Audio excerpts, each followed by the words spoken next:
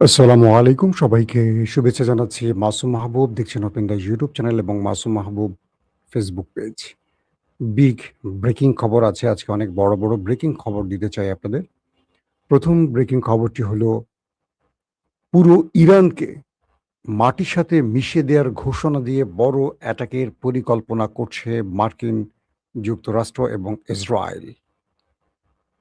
কিন্তু সে আক্রমণ হঠাৎ থেমে গেল কার ভয়ে?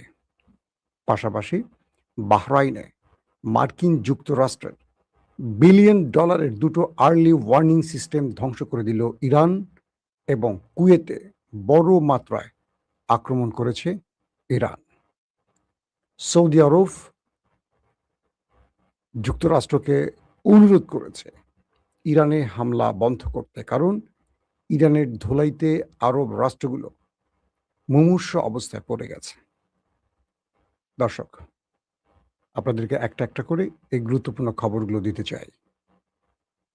প্রথম যে খবরটি দিয়ে আসতে চাচ্ছি, আমি আপনাদেরকে প্রথমে কয়েকটা খবর দিয়ে মূল বিশ্লেষণে আসবো, যেটা শিরোনাম বিশ্লেষণ যেটাকে আমি বলি, সেই শিরোনাম বিশ্লেষণে আসবো। যুক্তরাষ্ট্রের পক্ষ নিলে যুদ্ধের আগুনে পূর্বে এমনটি ঘোষণা দিয়েছে ইরানের খাতামুল আম্বিয়ার প্রধান। পাশাপাশি ইরানের সেনা মুখপাত্র বলছেন ইরানি পাইলটদের ভাগ্যের বিষয়ে কাতারের কাছে কোনো তথ্য নেই। এটি মার্কিন যুক্তরাষ্ট্রের ভুল দাবি। প্রিয় দর্শক, তেহরান কুয়েতে বড় রকম হামলা চালিয়েছে এবং এই অঞ্চলটিকে পুরো আগুনে জ্বালিয়ে ছারখার করে দিচ্ছে। কুয়েতের সেনাবাহিনী জানিয়েছে তারা দেশের আকাশ সীমায় শত্রুর ড্রোন শনাক্ত ও ধ্বংস করেছে এবং এটিকে কয়েকটি বেশ গুরুত্বপূর্ণ স্থাপনার উপর ইরানের হামলার বলে তারা দাবি করছে যে ইরান কয়েকটি স্থানে তারা হামলা করেছে কুয়েতের। পাশাপাশি ইরানের শীর্ষ যৌথ সামরিক কমান্ডাররা বলেছেন ইরানের বিরুদ্ধে মার্কিন পদক্ষেপ ক্রমবর্ধমানভাবে ব্যাপক আঞ্চলিক সংঘাত উস্কে দেওয়ার ঝুঁকি বাড়াচ্ছে এবং তিনি আঞ্চলিক দেশগুলোকে যুদ্ধের আগুনে ভস্মীভূত না হওয়ার জন্য সতর্ক করেছেন। অর্থাৎ আঞ্চলিক যে যুদ্ধটি শুরু করতে যাচ্ছে আমেরিকা, এটা কেবল ইরান নয়, পুরো আরবকে পুড়িয়ে ছারখার করে ফেলবে, এই জন্য আরবকে সতর্ক করেছে ইরান। পাশাপাশি ওমানের লিমাহ থেকে ১১ নটিক্যাল মাইল প্রায়, মানে আপনারা জানেন যে ওমানের সাথে ইরানের একটা সম্পর্ক ছিল, সেটা আবার তলানিতে গিয়ে ঠেকেছে আমেরিকার চাপের কারণে। তো বলা হচ্ছে ওমানের লিমা থেকে ১১ নটিক্যাল মাইল প্রায় ২০ কিলোমিটার উত্তর পূর্বে একটি ট্যাঙ্কার হঠাৎ করে আক্রান্ত হয়েছে। এটা কারা আক্রমণ করেছে এখন পর্যন্ত কেউ স্বীকার করেনি। পাশাপাশি ইয়েমেনের হুতিরা দাবি করেছে যে তারা ৮টি সৌদি জাহাজকে গতিপথ আটকে পেছনে ফেরত পাঠিয়ে দিয়েছে এবং কোনোভাবেই সৌদিকে অবরোধ, মানে হুতিরা যে অবরোধ দিয়েছে লোহিত সাগরে, সেই অবরোধে কোনো প্রকার সৌদিকে দাঁড়াতে দিচ্ছে না। অর্থাৎ সৌদি অবরোধ ভাঙতে পারছে না, হুতিরা সব জাহাজকে ফেরত পাঠাচ্ছে। দর্শক, আসেন কয়েকটা গুরুত্বপূর্ণ খবরের ফাঁকে এবার মূল বিশ্লেষণে আসছে। বলা হচ্ছে ইসরায়েলের প্রধানমন্ত্রী নেতানিয়াহু এবং ডোনাল্ড ট্রাম্প আমেরিকা একটা গুরুত্বপূর্ণ মিটিং করেন। সেন্টকম, পেন্টাগন, মার্কিন সেনা এস্টাবলিশমেন্ট, তারা সবাই এই মিটিংটি করেন।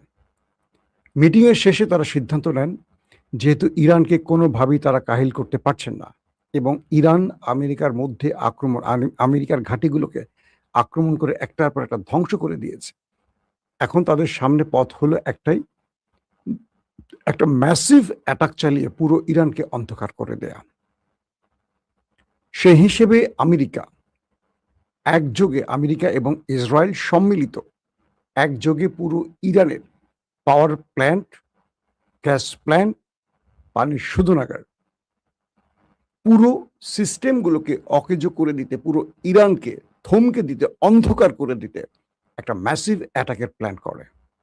অর্থাৎ এই বহুমুখী শত্রুদের প্ল্যানটা ছিল এরকম যে তারা ইরানের সাথে যেহেতু প্রতিদিন অ্যাটাক করে মিসাইল শেষ হয়ে যাচ্ছে, সিস্টেম লস হচ্ছে, সেনা মারা যাচ্ছে, প্রতিরক্ষা নষ্ট হচ্ছে, যুদ্ধ বিমান নষ্ট হচ্ছে, ড্রোন নষ্ট হচ্ছে, আর্লি ওয়ার্নিং সিস্টেম নষ্ট হচ্ছে, না করে একসঙ্গে চারদিক থেকে অ্যাটাক করে পুরো ইরানকে শেষ করে ফেলবে। তো এই প্ল্যানটি যখন ইরানের মানে আমেরিকা সিদ্ধান্ত নিয়ে ইরানকে বলে, তোমাদের কয়েক ঘন্টার সময় দিলাম, তোমরা আমেরিকার কাছে আত্মসমর্পণ করো। যদি তোমরা আত্মসমর্পণ না করো তাহলে আমরা কয়েক ঘন্টার মধ্যে, কয়েক ঘন্টা, কয়েকদিন না, কয়েক ঘন্টার মধ্যে পুরো ইরানকে মাটির সাথে মিশিয়ে দেব, পুরো ইরানকে অন্ধকার করে ফেলবো, পুরো ইরান অচল হয়ে পড়বে, পাথরের যুগে চলে যাবে।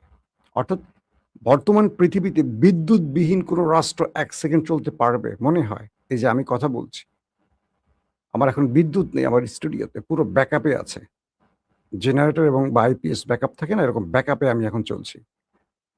এই জন্য আমার শরীর মানে তেলতেলে হয়ে গেছে ঘামে। তো ইরানকে পুরো অন্ধকার করে ফেলার জন্য এই আক্রমণের প্ল্যান করে ইরানকে অগ্রিম জানিয়ে দেয়া হয় যে তোমাদেরকে আমরা কয়েক ঘন্টার মধ্যে পুরো ধ্বংস করে ফেলবো। এর পরপরই ইরান 1 ঘন্টা পরই ইরান আমেরিকাকে পাল্টা জবাব দেয়। সেটা কি? ইরান আরবের প্রতিটি গুরুত্বপূর্ণ স্থাপনার নকশা, স্থান, ম্যাপ আমেরিকাকে তুলে দেয়। বলা হয় যে মধ্যপ্রাচ্যে মার্কিন যুক্তরাষ্ট্রের প্রায় 2 ডজন, প্রায় বলছি 19-20 এরকম ঘাঁটি রয়েছে। প্রত্যেকটি ঘাঁটিকে টার্গেট এবং তার স্থাপনা মার্কিন গুরুত্বপূর্ণ সামরিক অস্ত্র, যুদ্ধ বিমান, radar system, Patriot third system মানে প্রতিরক্ষা সিস্টেম কোথায় আছে, সেনারা কোথায় আছে, তাদের মানে মার্কিন যুক্তরাষ্ট্রের ব্যবসায়িক কার্যালয় কোথায়, অর্থাৎ মার্কিন স্বার্থ সংশ্লিষ্ট যে কার্যালয়, ভবন, তেল বিজনেস থেকে শুরু করে সবগুলোর, এবং সৌদি আরবের প্রতিটি ব্রিজ, প্রতিটি তেলকূপ, কাতারের তেল গ্যাস বা আরবের যতগুলো আরব যে তেলের উপর টিকে আছে প্রত্যেকটির ম্যাপ, স্থান, একদম ম্যাপ ধরে ইরান আমেরিকাকে তুলে দেয়। বলে প্রয়োজনে আমরা 10 থেকে 15,000 মিসাইল একযোগে হিট করব। ইরান বলছে 10 থেকে 15,000। কেন? ইমাজিন 10-15,000 মিসাইল যদি ইরান এক রাতের মধ্যে শুরু করে মারা, ঠাট্টাট ঠাট্টাট ঠাট্টাট ঠাট্টাট ঠাট্টাট করে যাবে, থামাথামি তো নাই। কোন দেশের এত প্রতিরক্ষা ব্যবস্থা আছে এগুলো ইন্টারসেপ্ট করতে পারবে?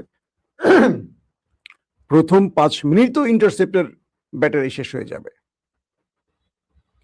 ইরান বলছে যদি তুমি আমার দেশের বিদ্যুৎ, গ্যাস, পানি কোনো একটি স্থাপনায় অ্যাটাক করো, আমি তোমাকে এই জায়গা তুলে ধরলাম। একদম টার্গেট বলে দিয়েছে কোন কোন জায়গায়,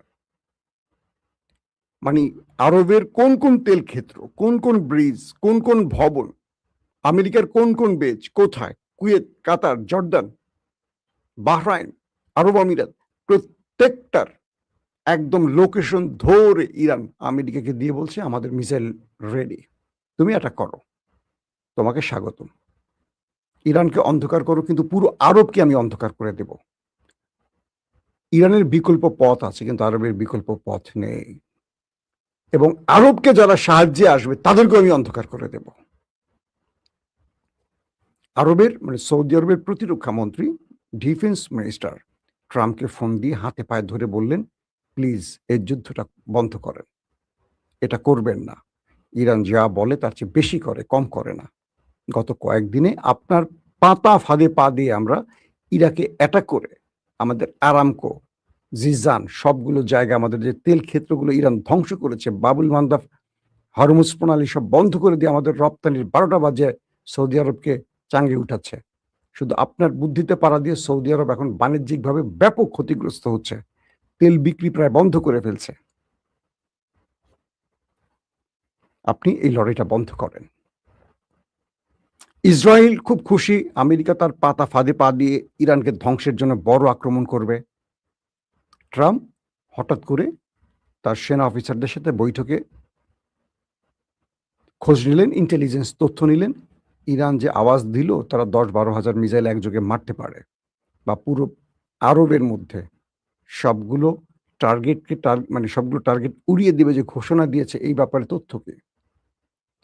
মার্কিন ইন্টেলিজেন্স প্রধান ট্রাম্পকে বললেন ইরান এমন প্রস্তুতি কনফার্ম করেছে, এবং প্রতিটি পয়েন্ট আমরা যতটুকু জেনেছি কোত্থেকে মারবে জানি না, কিন্তু একযোগে একটা বিশাল মিসাইল ড্রোনের ঝাঁক আরবকে টার্গেট করবে। শুধু আরব নয়, ইসরায়েলকেও টার্গেট করবে। একসঙ্গে ইসরায়েল, আমেরিকার ঘাঁটি এবং আরবের গুরুত্বপূর্ণ সকল স্থাপনা উড়িয়ে দেবে ইরান। ট্রাম্প তার সিদ্ধান্ত থেকে সরে আসলেন। আজকের মূল ব্রেকিং খবর এটা। আসেন খবরের বিশ্লেষণে আবার কি হচ্ছে।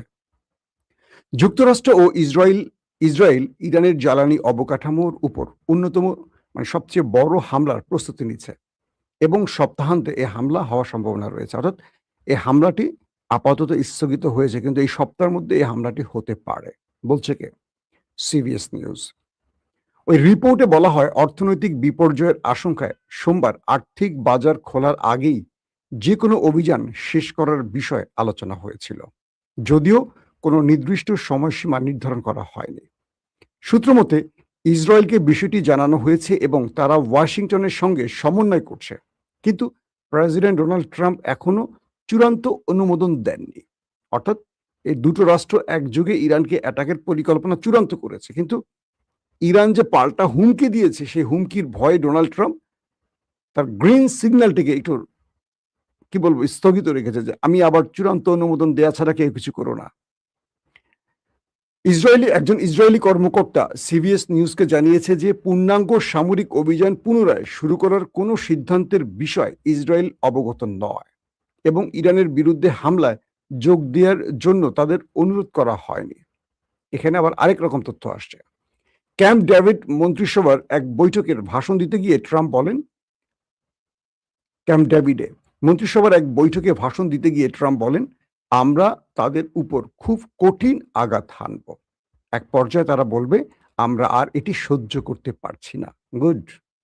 হোয়াইট হাউসের মুখপাত্র ক্যারোলিন ল্যাভিট বলছেন যুক্তরাষ্ট্র জয়ী হবে এবং ট্রাম্পের শাসনামলে ইরানকে পারমাণবিক অস্ত্র অর্জন করতে দেয়া হবে না।